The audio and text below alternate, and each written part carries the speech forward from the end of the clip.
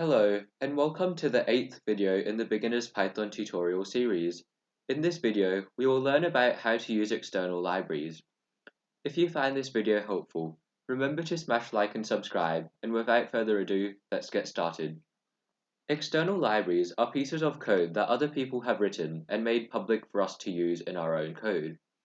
Currently, there are over 137,000 libraries that you can use, and they each provide some functionality that makes it easier to write our own scripts. In this tutorial, we will learn how to install external libraries, how to import them into our project, and how to use them in our scripts.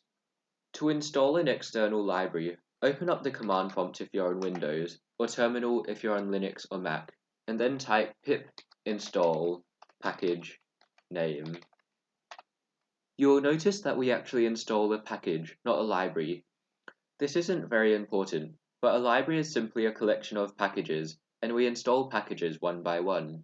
Python also comes with some of the more common packages pre-installed, such as sys for system and OS for access to the operating system.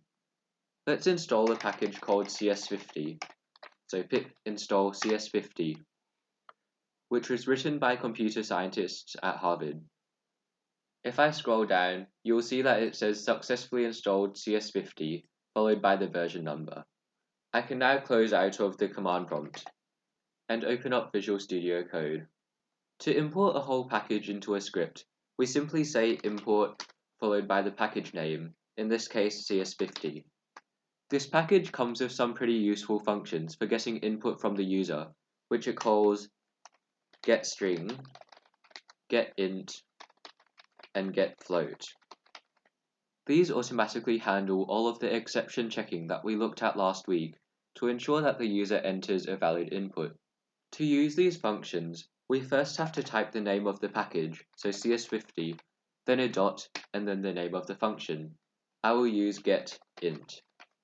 The dot tells Python to go inside the package and find the function called getInt.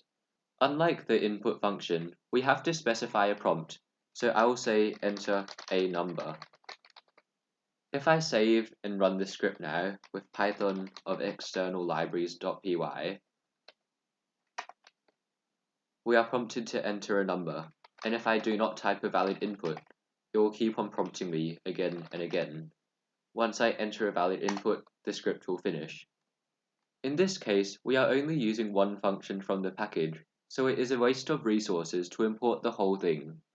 To import a specific function from a package, we can say from the package name, so from CS50, import the function name, so getInt.